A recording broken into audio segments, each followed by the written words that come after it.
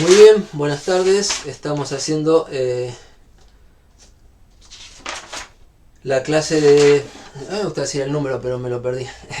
Lo miro, permiso. Nos toca la clase 25 del viernes 8 de junio y estamos trabajando con sistemas de partículas y hoy vamos a hacer básicamente aplicaciones. ¿Qué es la teoría del sistema de partículas que tenemos que recordar? Ya no pongo título, pero estamos hablando de un sistema que tiene 2, 3 o 5 o infinitas partículas. Cuando es un cuerpo continuo, ¿se acuerdan que hablábamos de diferenciales de masa? Aunque hace un rato que no lo uso, estas partículas podrán ser 2 o 3 o 5 o un continuo. De cada partícula conocemos su masa. La partícula iésima, digamos, tenemos los datos de masa y una descripción de su posición, R sub I de t, desde un sistema inercial. O sea, no digo que lo sabemos, digo que es lo que queremos describir, el movimiento de cada partícula. Y la descripción, para empezar, se hace desde un sistema inercial, para usar la segunda ley de Newton. Le voy a poner SI con sus ejes, X, Y. Y al sistema, la estrategia para describir un sistema es describirlo en dos etapas. Primero, una posición representativa del sistema, que es el centro de masa, y después el movimiento respecto al centro de masa. Entonces, hay un punto que se calcula, que se calcula el punto, o sea, se calcula su posición, su vector posición respecto al sistema de referencia que trabajamos, que se llama, bueno, lo anoto con R mayúscula, y es la posición del centro de masa. O sea, este puntito que pongo en rojo, pongo una cruz para que no parezca una partícula más, es un punto matemático, se llama centro de masa, y es re importante en todo lo que hace a la descripción del sistema como un conjunto. Insisto, si este sistema fuera una estrella binaria, dos estrellas ligadas entre sí, vistas de lejos, y uno de pronto lo ve como un punto y lo ubica ahí. Y si lo ve en más detalle, ve que tiene partes. Y esas partes están alrededor o centradas en un punto que llamamos centro de masa. Hay una cuenta específica para calcular la posición del centro de masa, no la voy a escribir, ya la vimos, la tenemos, pero se calcula el R del centro de masa. Y como la posición de cada partícula, R sub I, vamos a poner,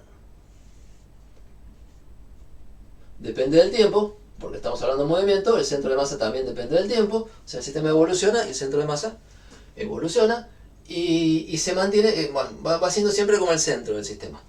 Así que la posición del centro de masa es una función del tiempo y como tal tenemos la velocidad del centro de masa, que es su derivada, que es función del tiempo, y la aceleración del centro de masa, que es la derivada de la velocidad del centro de masa, que es función del tiempo.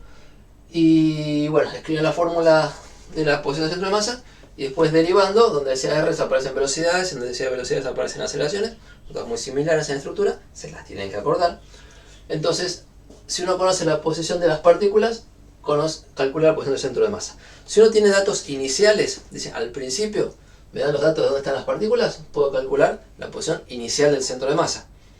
Y si tengo velocidades iniciales de las partículas, puedo calcular la velocidad inicial del centro de masa.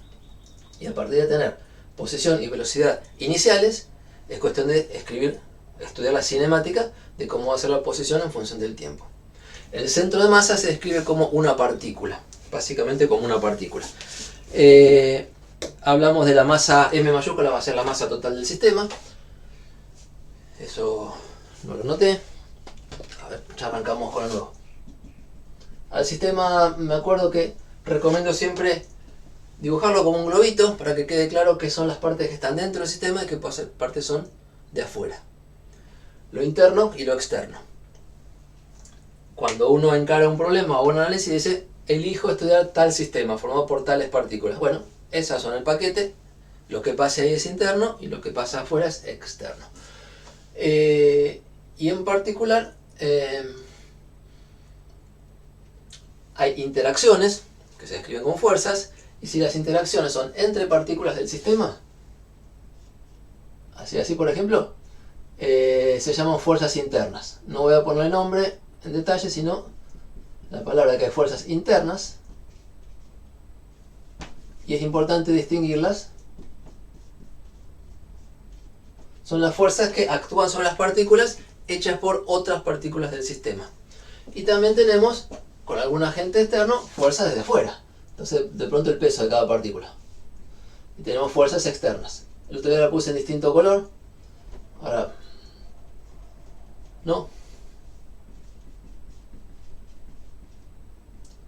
Pero como en todo problema de dinámica, uno tiene que ver cuáles son las fuerzas que actúan. Una por una, en todas las partículas, cuáles son las fuerzas que actúan. Y de esas fuerzas, distinguir. Si las hace alguien de afuera, son fuerzas externas. Si las hace alguien de adentro, son fuerzas internas. Y entonces, el movimiento del centro de masa, el puntito rojo, se caracteriza porque... vamos a describir un par de cosas. ¿Qué pasa con la visión esta del centro de masa? La masa total del sistema es la suma de las masas. La cantidad de movimiento del sistema, con mayúscula, que depende del tiempo, es la suma de las cantidades de movimiento de las partículas, cada una por separado, desde 1 hasta n, que dependen del tiempo, como definición. Y la gracia es que esto se puede escribir como la masa del sistema por la velocidad del centro de masa, que va a depender del tiempo. Entonces, la cantidad de movimiento se escribe como la cantidad de movimiento de una partícula de masa m y velocidad v mayúscula. La descripción del sistema vía su centro de masa es análoga, es similar, y entonces la aprovechamos, a la descripción de una partícula de masa m con velocidad del centro de masa. Como si uno suele decir, piensen que esta cruz roja es un punto donde está concentrada toda la masa del sistema. Y ese punto se movería con una cantidad de movimiento tipo partículas, masa por velocidad. Y con una aceleración dada por una elaboración que hicimos de la segunda ley de Newton, que dice que la derivada de la cantidad de movimiento del sistema respecto del tiempo resulta ser igual a la sumatoria de fuerzas externas. Si uno en dinámica en general tenía que sumar todas las fuerzas, y acá resulta que cuando sumamos todas las fuerzas, se cancelaron las internas. Se cancelaron. Y entonces, para hablar del conjunto, P mayúscula, cantidad de momento del sistema, importan nada más que las fuerzas externas. ¿Qué son las fuerzas externas? Las que están en negro, las que hace alguien de afuera. ¿Y qué significa esta suma? Que no le voy a poner índices, lo digo nomás, prefiero decirlo y no anotar. Son todas las fuerzas externas que actúan sobre las distintas partículas del sistema. En esta sumatoria de fuerzas externas, si estas fuerzas negras son el peso de cada partícula, bueno, está el peso de esta, más el peso de esta, más el peso de esta. O sea, distintas partículas. Fuerzas actúan sobre distintas partículas, aparecen sumadas acá. Lo que no aparece son las fuerzas sobre las partículas debidas a... son las partículas del sistema debidas a otras partículas del sistema. Entonces esta suma involucra una suma de recorrer las partículas, todas las partículas, y para cada partícula recorrer todas las fuerzas externas que haya. Puede ser que una partícula tenga como fuerza externa el peso y que tenga como fuerza externa, no sé, el roce, por si esto está apoyado. Si la mesa está apoyada, no es parte del sistema, la fuerza de roce que hace la mesa sobre las partículas es externa. La Tierra no es parte del sistema, la fuerza que hace la Tierra, que es el peso, no es externa. Y entonces cuando uno dice sumo todas las fuerzas externas, tiene que sumar para cada partícula todas las fuerzas externas que hay sobre cada partícula. Por eso acá es difícil poner un índice que les quede claro, prefiero decir todas las fuerzas externas en el sentido de todas las fuerzas sobre todas las partículas externas, internas no. Entonces, esto tiene pinta de la segunda ley de Newton, derivada de la cantidad de momento respecto del tiempo igual a la suma de fuerzas. Y de vuelta da la imagen de que el sistema completo, como conjunto, se porta como una partícula de masa m, velocidad v mayúscula, sobre la cual actúan fuerzas externas, como si las internas no importaran. Entonces yo veo moverse el conjunto, y el conjunto se mueve, bueno, tendrá su movimiento interno que todavía no estoy diciendo, pero como conjunto se mueve solamente al compás de las fuerzas externas aplicadas. Y por supuesto, como la cantidad de momento es masa por velocidad y la masa es constante, esta derivada se puede escribir como masa por derivada de la velocidad, o sea, masa por aceleración. Entonces tenemos que la masa del sistema por la aceleración del sistema, o por la aceleración del centro de masa, es igual a la suma de fuerzas externas.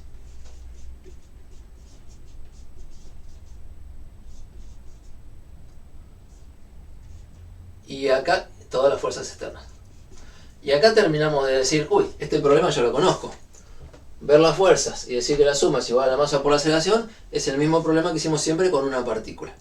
Entonces, esta descripción en rojo del sistema de centro de masas, de cómo se mueve el centro de masa, es idéntica, se aprovecha todo lo que ya saben, al movimiento de una partícula. De masa m mayúscula, como si estuviera concentrada en la crucecita roja que llamamos centro de masa. Con esto uno describe si el sistema viaja, se traslada como conjunto. Pero no describe todavía si estas partículas, estas tres que dibujé, mientras viaja, rotan entre sí, se acercan, se alejan. Todos esos aspectos son internos. Esta descripción me habla del centro de masa, no se mete con lo interno y puede servir para contestar algunas preguntas. Si las preguntas que hacen un problema tienen que ver con movimiento interno, si las partículas se acercan, si se alejan o qué les pasa entre sí, entonces esto no alcanza. Volvemos al principio a usar la segunda ley de Newton para cada partícula. O sea, ¿qué es esto? Es una forma muy piola de describir el sistema como conjunto. ¿Qué se le puede pedir a estas ecuaciones? Descripción del conjunto. Descripción del detalle, habrá que hacer la parte. Entonces, ¿vamos bien hasta ahí?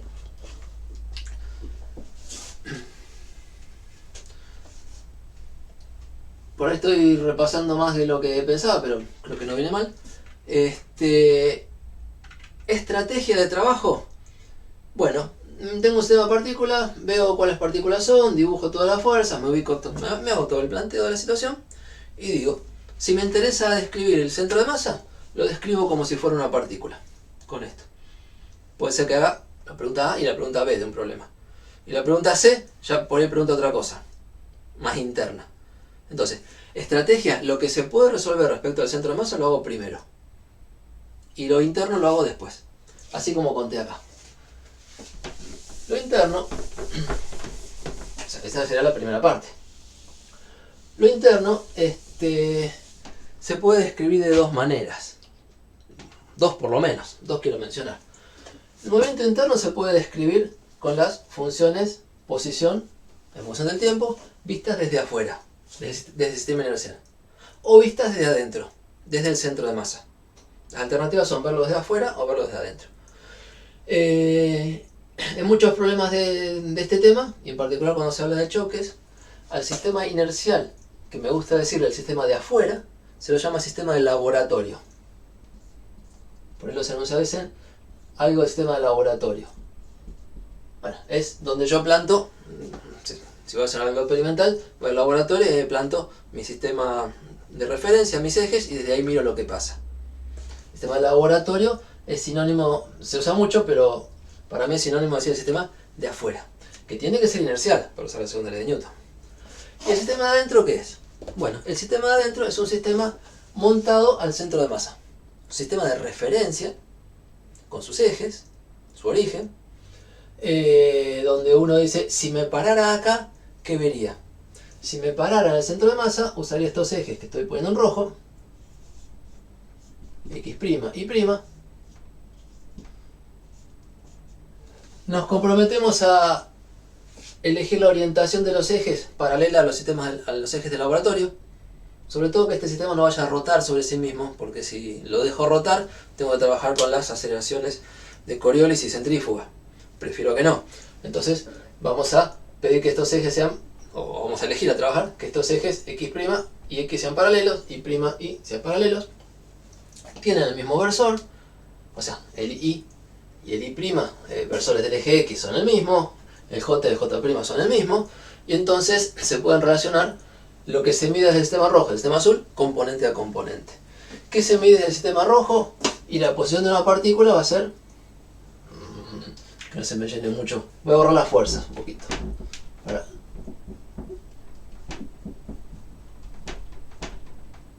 para limpiar el dibujo. A ver, y vamos a decir que esta partícula y ésima anda por acá.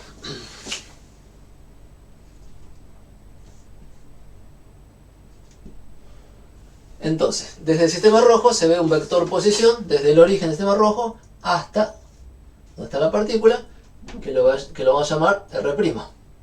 R posición, prima porque es del sistema prima, que es el centro de masa, y que también depende del tiempo. Y la relación básica es que la posición escrita en rojo, ahí R'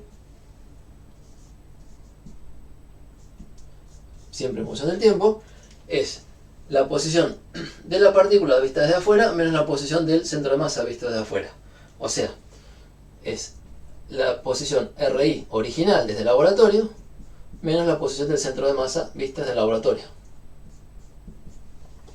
Por este asunto de esta flecha más esta es igual a esta. O esta es esta menos esta.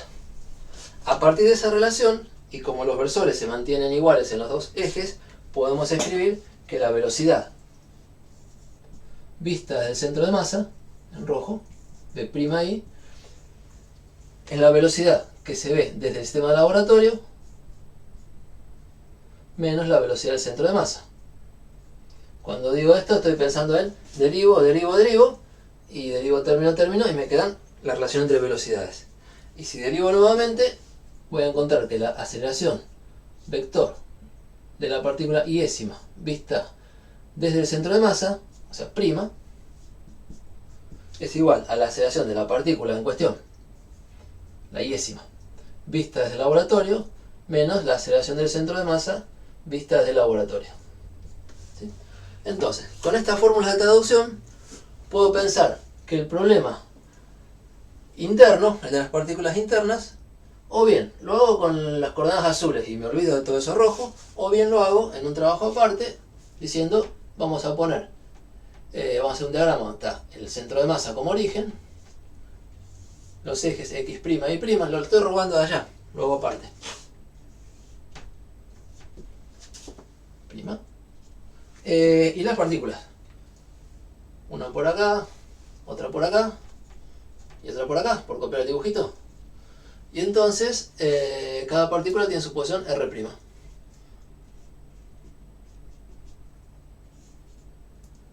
Si esta era la iésima, esta es la R'. Vamos a más grande.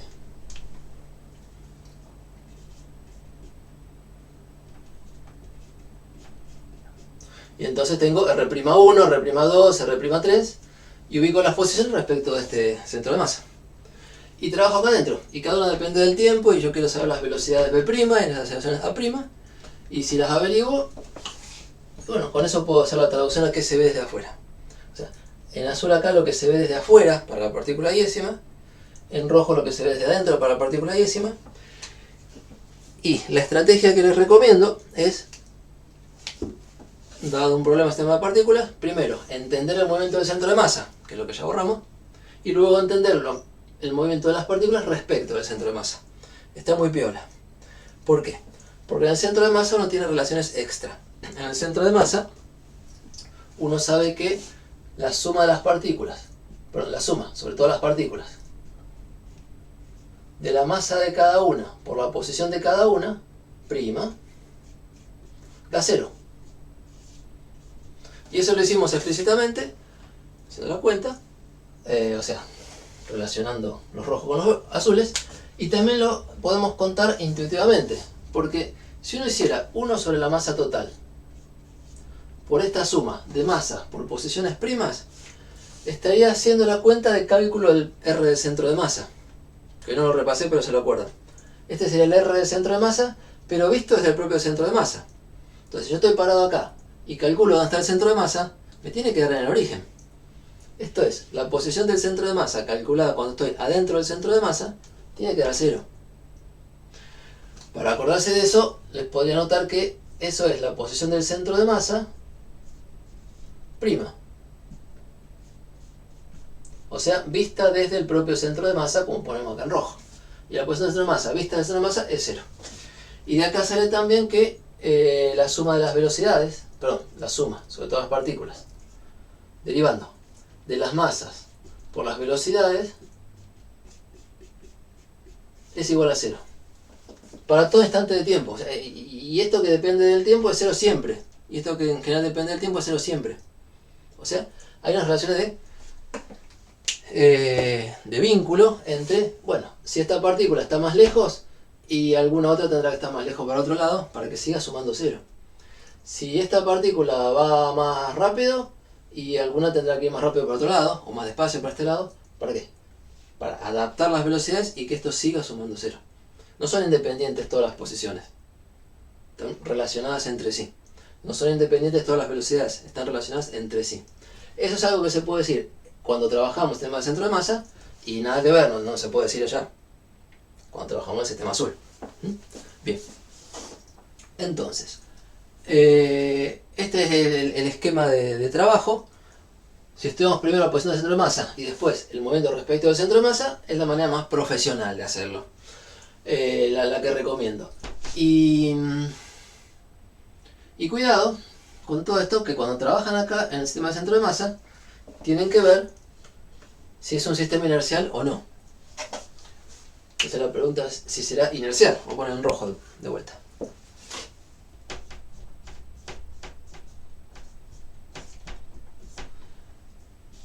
Porque si es inercial, trabajo tranquilo con la segunda ley de Newton. Y si no es inercial, no. Tendré que hacer algo de sistemas acelerados. Bueno, ¿dónde está la clave? En la aceleración del centro de masa vista desde afuera. Porque si la aceleración del centro de masa de este punto rojo, de este origen, es 0 respecto al sistema inercial, entonces el sistema es inercial. Si la aceleración del centro de masa, la aceleración del puntito rojo respecto al laboratorio es 0, es que la velocidad de este punto es constante. Y si la velocidad es constante, estamos montando un sistema de ejes a un punto que se mueve con velocidad constante respecto a un sistema inercial, resulta que también es inercial. Entonces, la pregunta de si es inercial o no, depende. ¿De qué depende? De cuando calculaste la aceleración del centro de masa vista desde afuera. Pero la aceleración del centro de masa no es algo raro de mirar. Repasemos que la aceleración del centro de masa estaba dada porque la masa por la aceleración del centro de masa, masa total por la aceleración del centro de masa, era igual a la suma de fuerzas externas. Todas. Entonces, ¿cuándo la aceleración del centro de masa va a ser 0? Que es una pregunta importante porque es cuándo este sistema va a ser inercial. Cuando no haya fuerzas externas o cuando sumen 0. Entonces, buena parte del trabajo, en la práctica 10, pasa por distinguir. Si estamos con suma de fuerzas igual a 0, y la aceleración del centro de masa es 0, y entonces el sistema es inercial, trabajamos de una manera. Y eso tiene un nombre. Si la suma de fuerzas externas es 0, es como que de afuera no le hacen nada. Y eso se dice que es un sistema aislado. El sistema de partículas, si no hay fuerzas externas, o si hay fuerzas externas pero suman 0, se porta como si no lo empujara nadie, no tuviera interacción con el exterior. Entonces el sistema de partículas se llamará aislado. Palabras típicas del tema: si el sistema es aislado, el centro de masa es inercial. Listo, ya lo dije, pero pasamos por todo lo que conversamos. ¿Okay? Si el sistema es aislado, el centro de masa es inercial. Y hay dos casos de aislado. Uno, puro, me gusta decir, es que no haya fuerzas externas. O sea, realmente no hay nadie, esto está flotando allá lejos, en un rincón del universo, y no hay nadie que haga algo sobre las partículas. Pero en la práctica, sobre todo cotidiana, va a haber situaciones donde hay fuerzas, pero se cancelan. ¿Y cómo sabemos eso? Haciendo el análisis de fuerzas, partícula por partícula, que aprendimos con la segunda ley de Newton. ¿Sí? No hay que inventarlo, no hay que esperar que alguien me diga. Yo miro las fuerzas, miro las partículas, miro todas las interacciones, dibujo todas las fuerzas, hago los diagramas de cuerpo libre de cada partícula, distingo quiénes son internas, quiénes son externas, me fijo en las externas, y si por algún buen razonamiento llego a la conclusión de que la suma de fuerzas externas es 0, digo, bueno, el sistema se porta como aislado. Por ahí no se llama aislado, pero es lo mismo para las cuentas, porque que no haya fuerzas o que sumen 0, al final me da lo mismo. Entonces, si hago todo ese análisis y las fuerzas externas se cancelan, el sistema se porta como aislado. Cabe una pregunta.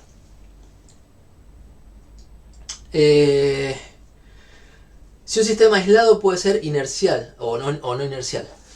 Si un sistema está realmente aislado, no hay fuerzas externas, uno lo podría mirar desde el famoso sistema inercial que Newton dijo que existe. ¿Cómo es el pie de esto? La primera ley de Newton la decimos, insisto, en interpretación moderna, como que existe un sistema inercial en algún lugar del universo desde donde se puede hacer física con la segunda ley. Si existe un sistema inercial, no sé, por allá, pasando la pared, y desde ese sistema inercial observo un sistema aislado que no tiene fuerzas, voy a ver que su aceleración es cero. Y si su aceleración es cero respecto a aquel sistema inercial primordial importante, este también es inercial. O sea, con las palabras necesarias, con la argumentación necesaria. Si un sistema de partículas es aislado, si no tiene fuerzas externas, su centro de masa es un sistema inercial. Porque sabemos que no tiene aceleración respecto de un buen sistema inercial que haya más atrás. ¿Sí? Buena pregunta. Entonces, un sistema aislado, un sistema de partículas aisladas es tal que su centro de masa es un sistema inercial. Y eso está re importante para la teoría, porque ya nos pone en una situación de trabajo. Es decir, puedo usar la segunda ley de Newton cuando el sistema es inercial. Bien, entonces debería empezar con las aplicaciones. Y las primeras que quiero contar son generales. O sea, nada más que hacer un problema es cosas generales que salen. Aplicaciones medio teóricas. Y las primeras cosas que quiero contar, usando estas relaciones entre un sistema de laboratorio y el sistema del centro de masa, es cómo escribir la energía de un sistema. Tanto la energía cinética como la energía potencial gravitatoria acá en Tierra. Entonces, borrando todo lo que haga falta, porque esto fue un repaso y ya lo tenemos. Voy usando lo que nos tenemos que acordar, pero no lo voy a dejar escrito para que no se me acabe el lugar.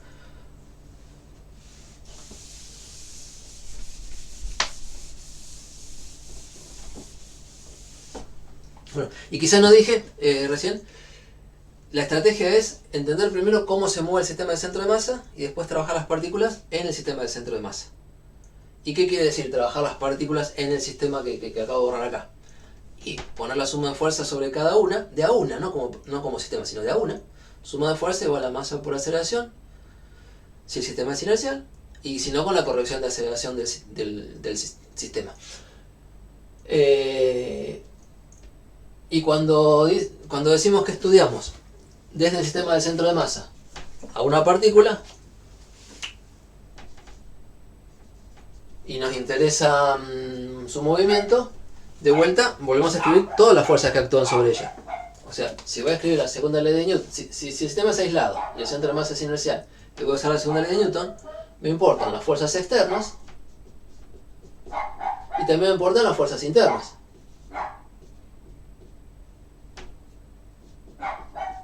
O sea, aquella separación entre internas y externas era para estudiar el problema del centro de masa. Para estudiar la partícula, full. Tengo que usar todo. No, lo digo para que no sea cosa de que la frase ahí, las fuerzas internas no importan. Eso era cuando estudiaba la crucecita roja. Cuando estudio las partículas, importan de vuelta todas las fuerzas, como nos enseñó Newton. Entonces ahí hay que volver a plantear el problema como ya aprendieron a trabajar. Cuando digo las partículas se estudian desde el centro de masa, si es un sistema inercial se estudian con la segunda ley de Newton y todas las fuerzas que hay. Bien. Dije eso porque me pareció como que faltó terminar de decir cómo es la estrategia. Primero estudio el centro de masa y después estudio las partículas desde el centro de masa, como corresponde. Ahora, las consideraciones de energía. Vamos a poner energía cinética de un sistema de partículas.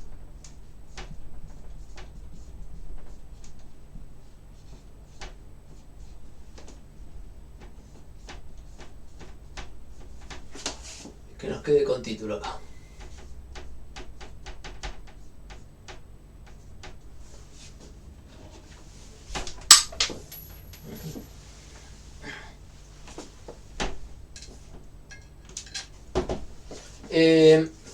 Lo vamos a estudiar desde sistema inercial y nos vamos a acordar que de las distintas partículas existe el centro de masa y que podemos trabajar en el sistema de centro de masa. X', XY. Entonces, ¿qué es la energía cinética del sistema? Bueno, la energía cinética del sistema, si quieren ponga acá total o del sistema, se define simplemente como una cantidad aditiva.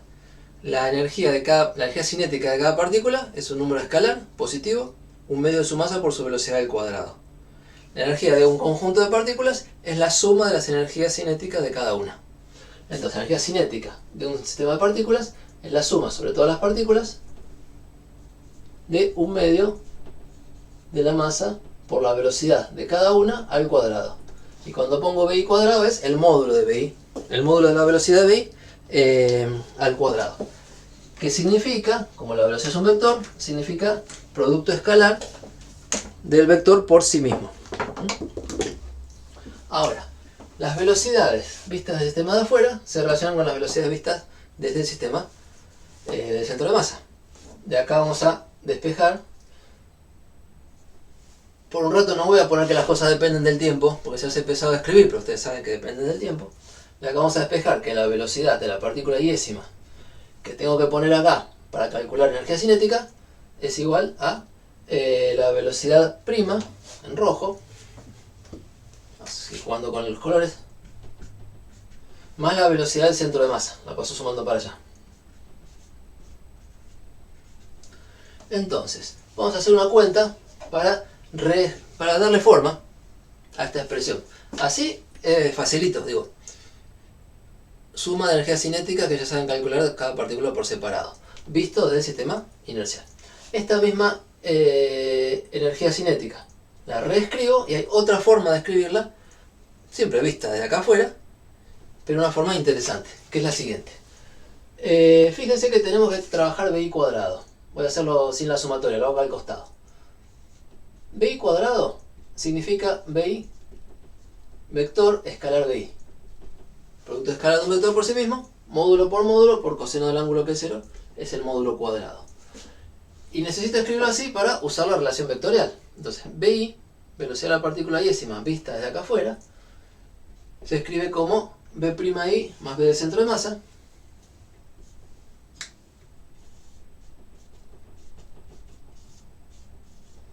como suma de vectores, multiplicada escalarmente por sí misma.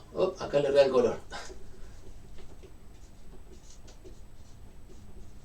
Por sí misma. BI que la escribo como B'I respecto del centro de masa más la velocidad del centro de masa. Y bueno, tengo que hacer un producto escalar de una suma por una suma, se distribuye y cuando hacemos la cuenta esto da B'I' escalar B'I',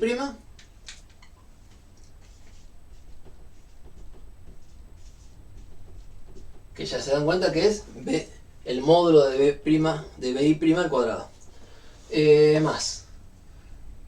Y voy a distribuir acá la velocidad del centro de masa multiplicada por sí misma, que es la velocidad del centro de masa en módulo al cuadrado. Y después aparece B'I por B del centro de masa y B del centro de masa por B'I en producto escalar. Como el producto escalar es conmutativo, se puede ordenar, da dos veces lo mismo.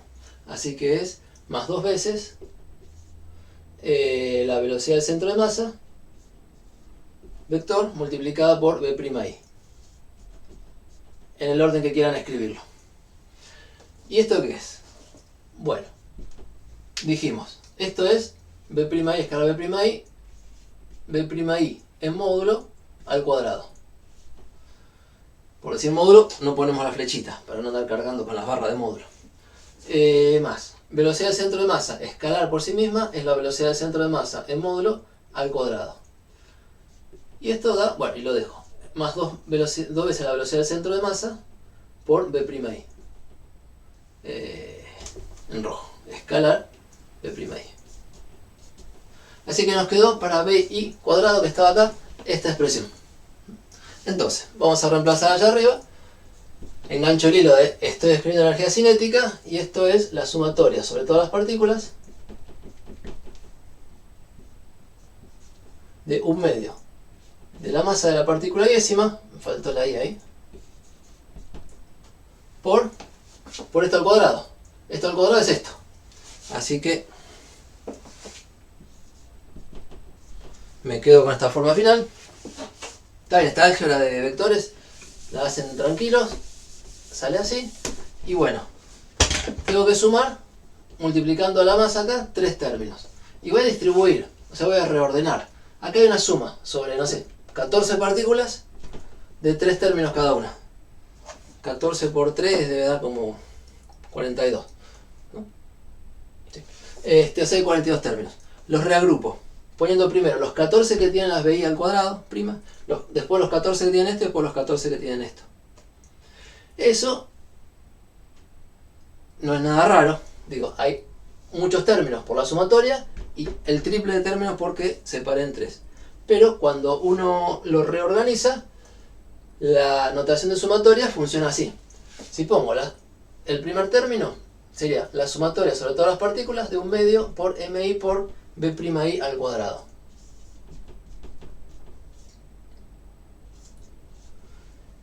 Y ya puse, no sé, si eran 14 partículas, ya puse 14 términos.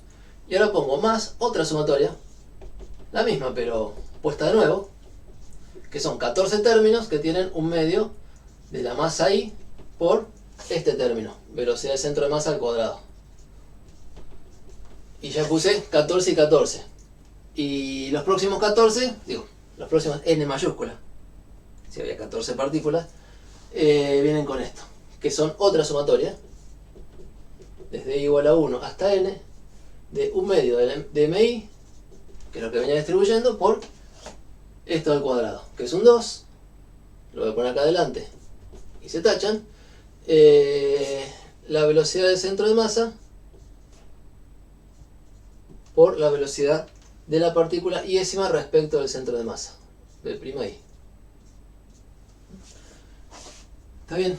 Había n términos con 3 términos cada uno adentro. Y ahora hay 3 paquetes de n término cada uno. Se reordenó la suma. La reordené de esa manera. Porque está bueno escribirlo así. ¿Qué es lo que pasó entonces? ¿Qué es lo que apareció?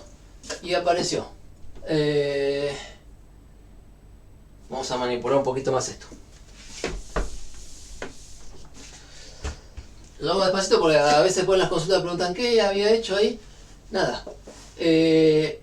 ¿Cómo se trabaja la sumatoria? Esta segunda. La sumatoria sobre todas las partículas de 1/2, que es una constante, por mi, que depende de i, por la velocidad del centro de masa, que no depende de i, al cuadrado.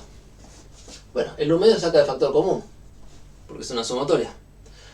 Y la velocidad del centro de masa, por no depender de i, digo, si tengo 14 partículas con masas distintas, todas multiplicadas por la misma velocidad al cuadrado. Entonces también se saca de la sumatoria. Y se saca de la sumatoria y me lo quiero imaginar para atrás. ¿Cómo se hace eso? Bueno, yo lo haría así. Si todas las sumatorias, que eran n términos, la pienso como un paréntesis con términos, al sacar el 1/2 afuera, y al sacar la velocidad del centro de masa afuera, me va quedando, es igual a 1/2 afuera, por, adentro del paréntesis quedan los términos, queda lo que queda, o sea, la cantidad de términos era n términos, quedan n términos, suma de 1 hasta n, y lo que queda es mi. Porque digo, la velocidad del centro de masa al cuadrado también la saqué para atrás.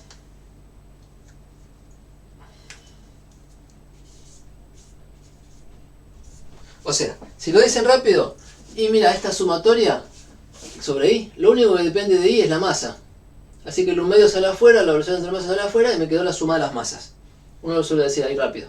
Me quedó la suma de las masas. Es esta cuenta. Me quedó la suma de las masas.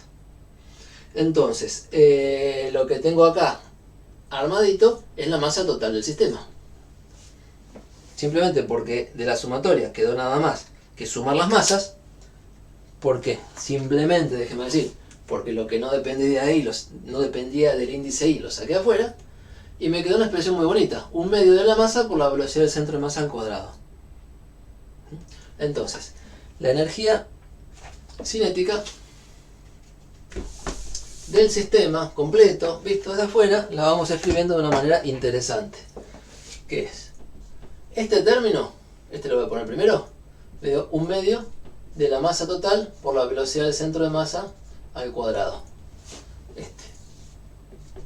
Con esa cuantita que hice recién. Que si uno lo mira dice, uy, ¿a qué se parece? A la energía cinética de una partícula de masa m mayúscula que viajará con la velocidad del centro de masa. O sea, esa partícula hipotética que uno decía, el centro de masa se porta como una partícula de masa m mayúscula, resulta que también aporta energía cinética tipo partícula, 1/2 de masa por velocidad al cuadrado. Pero eso no es todo, porque tenemos otros dos términos. Este término que voy a poner acá, lo voy a dejar tal cual está, y está bonito, porque 1/2 de la masa por la velocidad prima al cuadrado es la energía cinética que ve el observador subido al centro de masa. El observador que está acá y ve a la partícula moverse con velocidad v', le asigna una energía cinética 1/2 de masa por la velocidad que él ve al cuadrado. Entonces, este término que voy a dejar escrito como suma sobre todas las partículas de 1/2 de la masa de cada una por la velocidad de cada una al cuadrado, vista desde el sistema del centro de masa, sigo en rojo, BI' cuadrado, le podemos poner nombre. Es la energía cinética interna. La energía cinética tal cual se ve desde el centro de masa. Entonces esto tiene nombre. Energía cinética prima, le podemos decir, porque estoy llamando prima a todo lo que se ve desde el centro de masa. Energía cinética prima es vista desde el centro de masa. La energía cinética que se ve desde el centro de masa. Y se la llama interna. Eso es lo que quiero poner. Técnicamente es la energía cinética porque tiene forma de energía cinética. Prima porque está hecha con las velocidades primas. Es la velocidad, es la energía cinética que observa un observador que esté parado en el centro de masa. Como está parado ahí adentro y lo que se ve desde ahí adentro llamamos interno, es energía cinética interna. Este ya está. Y me queda este término. Y resulta que es 0. Lo voy a hacer por acá abajo. ¿Cómo nos peleamos con este término? Y este último término lo escribo. La suma sobre todas las partículas, desde 1 hasta n, de la masa iésima, porque 2 y 1/2 se lo taché, por la velocidad prima, en rojo. Voy a cambiar el orden del producto. O no. Por la velocidad del centro de masa, como estaba, así no lo mareo. Por la velocidad prima de la partícula iésima, resulta que la velocidad del centro de masa no depende de ahí. Entonces lo puedo sacar afuera de la sumatoria. O sea, afuera del paréntesis. Quiero poner de vuelta que esto es una sumatoria, como no sé cuántos términos. Imagínense todo dentro de un paréntesis. Todos los términos tienen el mismo factor BCM. Lo saco afuera. ¿Y se puede hacer con un producto escalar? Sí, se puede hacer. Y esto da entonces la velocidad del centro de masa. Porque el producto escalar es distributivo y todas las propiedades lindas. Da la velocidad del centro de masa puesta afuera, multiplicada escalarmente por el resultado de la sumatoria, desde i igual a 1 hasta n, todas las partículas, de la masa de cada partícula por la velocidad vista del centro de masa.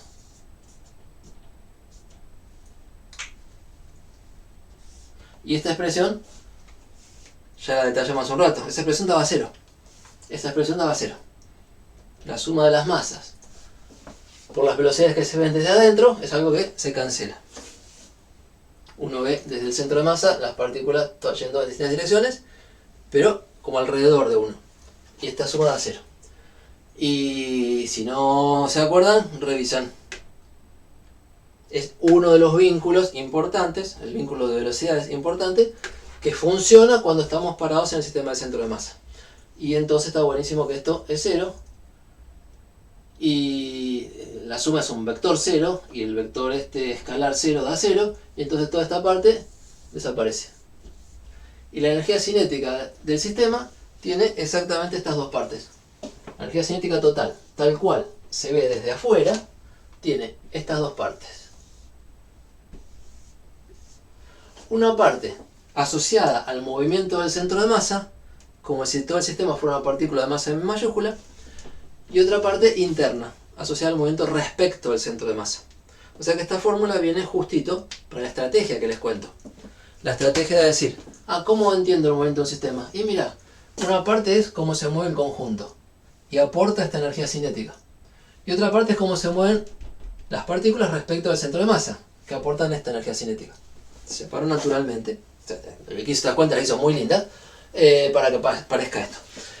Al primer término se lo suele llamar energía cinética de traslación del sistema. Porque el R del centro de masa dice la posición del centro de masa.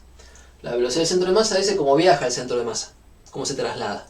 Y entonces se lo suele llamar energía cinética de traslación o de movimiento del centro de masa.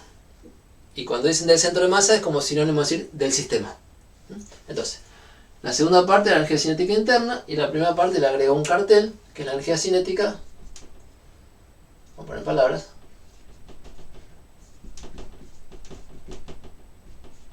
de traslación del sistema. O traslación del centro de masa. ¿Sí? Bueno, lo hice despacito, un poco más holgado porque ya sabemos que se corrió el parcial.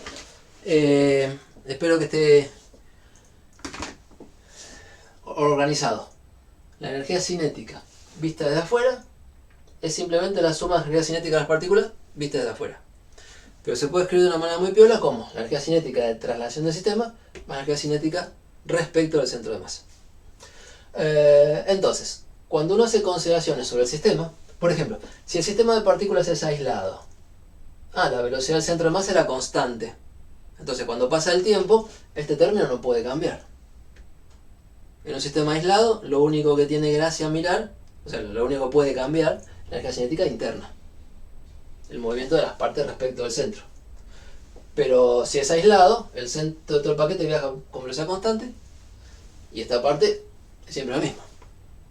Entonces, en el juego de ver qué pasa con la energía cinética de un sistema, si es aislado, uno sabe que esta parte queda congelada, ya fija, conservada, y esta parte es la interesante o la que hay que mirar. Por ejemplo, ya lo vamos a volver a aprovechar. Antes de la pausa, una cuantita más. A ver. Preguntas. Me voy a saltar alguna. ¿Estas consideraciones de energía es para un sistema de centro de masa inercial? No, estas consideraciones son generales, totalmente generales. El sistema de afuera es inercial. El centro de masa, general. Me había preguntado hace un rato. ¿Sí? Sí. Justo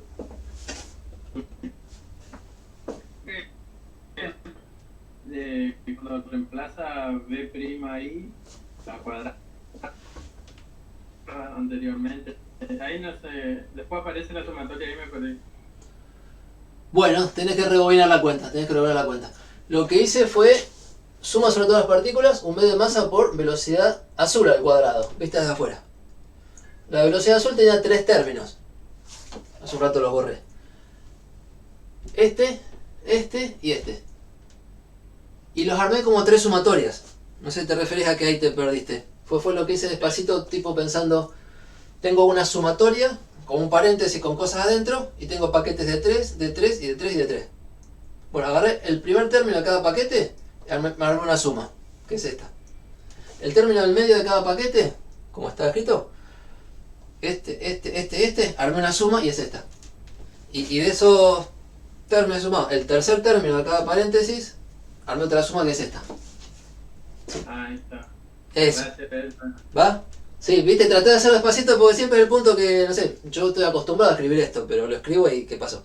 Imagínatelo como un paréntesis con todas las partículas y cada paréntesis tenía 3, cada término es otro paréntesis con 3 términos. Sí, porque quedaron 3 sumas. Es cuestión de ordenar la suma.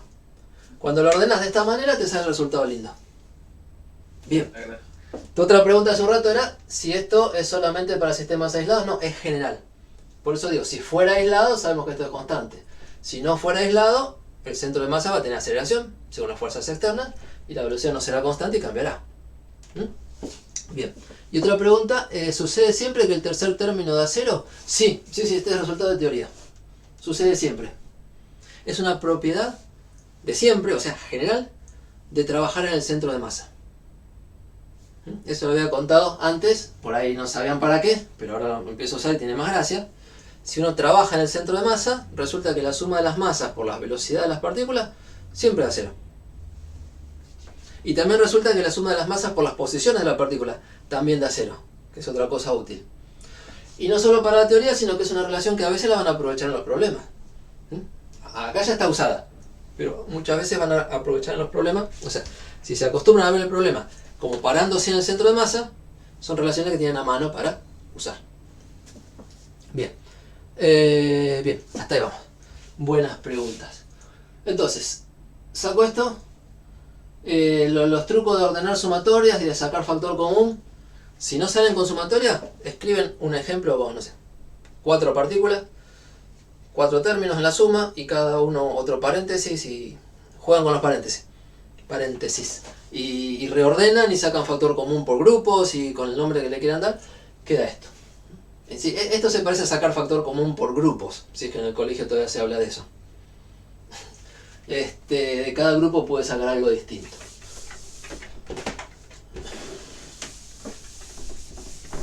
Bien, ahora antes de la pausa, un toque de energía potencial gravitatoria. A nivel, trabajar en tierra, a nivel gravedad constante.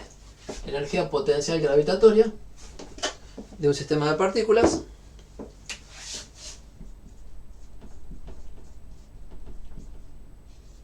También se puede escribir usando el centro de masa. Desde el sistema inercial,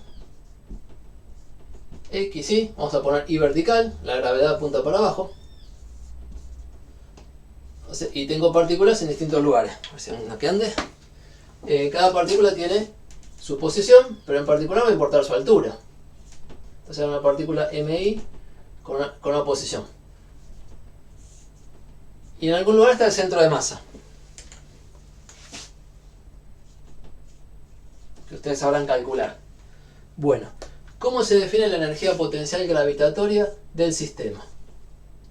Se define como la suma sobre todas las partículas, desde la 1 hasta la n, de la energía potencial de cada partícula. Nada más, o sea, de vuelta la energía potencial respecto de un campo externo, campo gravitatorio, es la suma de las energías potenciales de cada partícula. Y esto es igual, haciendo un poquito de detalle, de la masa de cada partícula por la gravedad por la altura de cada partícula. Si ponemos h igual a 0 acá, cada partícula tiene su coordenada i en este eje, que es la altura, hi.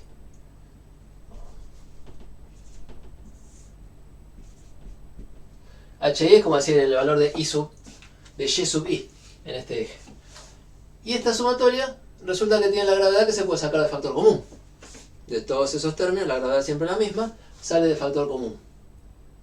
La tiro para acá atrás. Y entonces, ¿qué queda? Queda la sumatoria sobre todas las partículas de la masa de cada partícula por la altura de cada partícula, paréntesis, porque afuera de la sumatoria saqué la gravedad.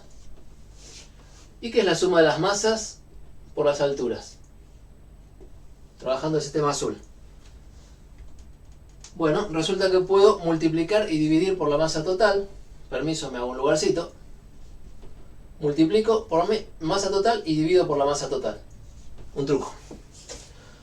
Y todo esto lo tienen que reconocer. Es la suma de las masas por las alturas dividido la masa total. Es la coordenada i del centro de masa. Es la altura del centro de masa. Entonces, ¿cómo quedó escrito esto? Como la masa por la altura del centro de masa por la gravedad. Prefiero poner la g acá adelante, queda más bonita, entre medio. Masa por gravedad por la altura del centro de masa. Fórmula tipo m por g por h. O sea, la energía potencial gravitatoria de un sistema de partículas respecto del, con campo gravitatorio constante hacia abajo, respecto de una altura a 0 del piso, es masa por gravedad por altura del centro de masa. O sea, de vuelta, el centro de masa representa al sistema. Y la energía es como si fuera de una sola partícula de masa m mayúscula en una posición que es la del centro de masa. la definición de posición del centro de masa que se presenta desde el principio es la que permite que todos estos resultados salgan bonitos. Entonces el centro de masa es un punto ideal que ubica la posición del sistema no solo de una manera geométrica en el dibujo, sino de una manera útil para el álgebra y útil para la física, útil para ver al conjunto como si fuera una partícula de masa m mayúscula ubicada en este lugar. ¿Sí? Bien, corto la grabación acá, hacemos pausa del día.